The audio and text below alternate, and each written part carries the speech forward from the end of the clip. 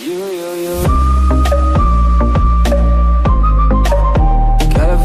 dreaming about you. Hey, what is up everyone? My name is Richard and welcome to the crypto community. Today I'm going to be talking about Venezuela's cryptocurrency Petro and why their ICO will be the biggest ever and how it'll put them as a top 10 cryptocurrency. Before we get into it, don't forget to subscribe for more content like this. Okay, so this is really interesting. As you guys probably have heard, Venezuela, the country, is going to be launching a cryptocurrency that'll be backed by oil, and it's going to be really interesting as to how it plays out. So first, we're just going to do some quick numbers over here on CoinMarketCap to give you an idea of what's going on. So their goal is to have 100 million coins and have $6 billion raised total. So that'll put them right in here, basically, right between 9 and 10. That'll put them at a top 10 before they're even officially launched. Just think about that for a second. The biggest ICO that we've ever heard of before, other than this, would be the talk about the Telegram ICO. And this is going to be 5 times that. So, I mean, that's insane. Because we just found out about the Telegram ICO, you know? So then now we're finding out about this Venezuela one, and it's going to be 5 times bigger than the already biggest one that we just found out about, which is kind of mind-blowing. They think they're going to start here at number 10. I mean, do they think they're going to pass Bitcoin?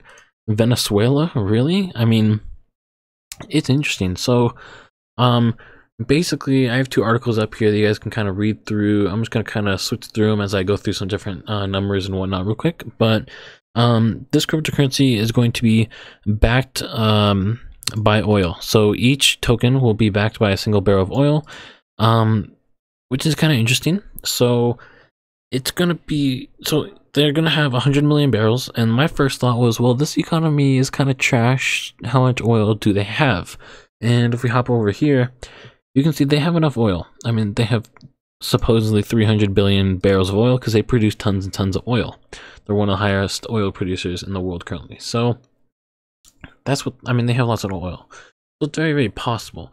But something that you got to keep in mind is that their currency, the dollars that they have, that they use daily, is worthless, really. I mean, it's bad. As if anybody doesn't know, there's tons of people starving, and it's basically the starving people and the super wealthy people who are fine, and it's just not good there. You know, when you have that much of your population starving and your economy just totally destroyed, it's not good at all. So that's something to be really aware of and kind of skeptical about. Another goal is to try and tie it to this cryptocurrency to be able to get around these different trade sanctions and whatnot, to be able to actually do transactions large scale, because the US has lots of trade sanctions on them, and other countries have trade restrictions and whatnot on them. So then they're not actually able to do a whole lot of trade just because of what's going on there, and how they're kind of turning into an authoritarian, basically. And it's kind of interesting. Well, I mean, that's horrible, but how it'll play out with cryptocurrency. Because if you think about it, the issue with all these other ones, right? Ethereum, Bitcoin, Ripple, who's going to use it, you know? What is the practical applications for it? How are we going to get businesses to start taking Ethereum and Ripple? But if this happens here, it's, how do I put it? He's gonna, your man right here is gonna basically probably force people to take it. I mean, that's just basically what it's gonna come down to. They're talking about how they want it to be so you could spend your Petro coin token, sorry, and be able to just go down to your local store and buy stuff with it.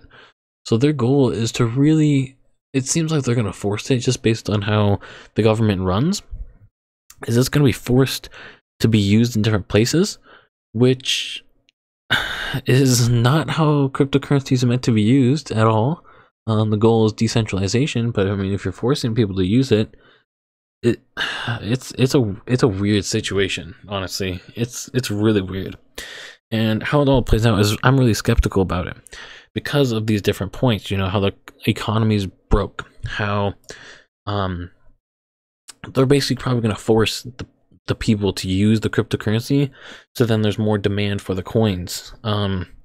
and how it's backed by oil, which means it won't necessarily be tied to the cryptocurrency, like how cryptocurrency market fluctuates dramatically. It'll be basically tied to the price of oil. So if oil price just drops and we have a big crash with the oil price, the cryptocurrency price is going to drop, and if the oil price skyrockets, then the cryptocurrency price will skyrocket. So that'll be kind of interesting. How that'll work out, I'm not too sure. I mean, it does not sound great, honestly. This is like going to, how do I put this? Let's say we were gonna go invest in Ripple. Actually, Ripple's way better than this. Let's scroll down here. Dogecoin. Let's say we're gonna go invest in Dogecoin, but we realize the people who are making Dogecoin want us to pay $68 instead of 68 cents. And we're like, do I really want to pay $68 for Dogecoin? And then you look into the company behind it and you find out, oh, they're broke. And they're not only broke, they're in debt. And I'm talking like $1 billion of debt for equivalent of the Dogecoin. Whereas Venezuela is in just huge amounts of debt. So I mean, if you found out that the company was $1 billion in debt, are you going to throw money at them? No. So it's something, I mean, that's basically what we're looking at here, is the same kind of idea, is that they're super in debt, they're broke, their economy is destroyed right now. They're hoping that this will help recover it, but putting money in this is just, that's playing with fire, and you're not going to really get that much returns either. Because even if it works out amazingly, unless they pull something out of their butt cheeks and make it work, I mean, it's not going to go well just because of the oil backing. So you might risk a ton, right? And if it just totally fails and falls apart, it's all gone. But if it succeeds, you're basically tied to the price of oil, but not that reliably. You know, I mean, it's a really interesting situation. I mean, I'm not going to touch it at all. That's just for one. I mean, if you come over here, right? Here's the website for it, or going into how you can get to the pre-sale and all that. But as you see, everything's in Spanish. This is all in Spanish. This is English, but if you go to register, it's all Spanish. Let's say I want to register, it's all Spanish. You can translate it, and that's fine. But like, I mean, it's Spanish, you know, and that's a new mistake. I mean, the whole point of this is to get backers outside of their economy, because their economy's broke. They can't afford this. I mean, they can't afford to put money into this. So they want people from the US and from Europe and from all these other major cryptocurrency places to invest in this. So why is the website only in Spanish? I mean, why do I have to Google translate it? That is just a novice mistake. And then we go down here, instead of telling you what you'll be getting. So in the pre-sale, instead of telling you the price that you'll be paying, it has this nice calculation for you to do. Instead of telling you, hey, you're going to get a 30% discount, you get to come over here and do this calculation for yourself. Which is like, why do I have to do the calculation? Hop over to white paper, it kind of goes through some stuff, but really it's very, I mean, it's not really going through the goals of it, other than, you know, the hidden goal of they want to save Venezuela's crypto economy, or not the crypto economy, their general economy, and that's basically the goal of this. And it's going to be really interesting to see as to how this plays out. I'm not going to touch this at all, but the effects it's going to have on the crypto market will be interesting, because let's say it works for a little bit, right? And we get up here, we're top 9, and then they decide they're going to use it for international trade, to get around these different trade sanctions and whatnot, to be able to do that trade, because they can't do it with US dollars or anything like that. So they do it that way instead. It could, see, the issue with that would be is backed by oil. So I'm not too sure as to how that would play out. But let's say, you know, a normal cryptocurrency, suddenly this thing starts to be used a ton. Let's say like Neo starts to get used tons and tons and tons. It's going to jump up to here, you know, and that's very possible. Their GDP, I believe, is 300 something billion. I don't remember exactly, but I think it's 350 billion. So it's up there. But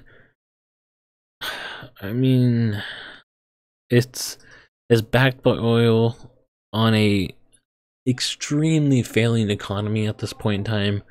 People starving in the streets, and their ICO starting at a six. I mean, there's not much room to grow really at $6 billion. You know, let's say we get up here at a 5th place and we double, but you're not gonna touch Ripple unless you make some crazy movement, something crazy happens. Where, like I said, suddenly all these other countries are doing the transactions with their cryptocurrency. That's really the only way that you would get something crazy gains. Otherwise, you're looking at like a couple percent, like a stock market type of deal.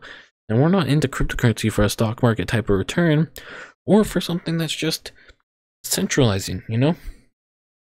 Our goal is decentralization, but you're giving it to a government now. And that's something that's just super, it's interesting as to how it's going to play out, but it goes against the goals of what we're going for. So hopefully that all made sense, and I would say be very, very careful getting into this at all, and I would really recommend going against it, just because of the way that this is probably going to play out and how amateur this setup is. I mean, everything is Spanish, and they don't want Spanish investors. They want American and European and Russian and Asian, and I mean, and you have it in Spanish. Like, you don't even have it in English. Like, yeah. I'm a little bit upset this is happening. I think it's gonna hurt the crypto community overall, and it's not gonna play out well. But that's my personal opinion. I hope you guys do some research on this, and I will catch you on the next one.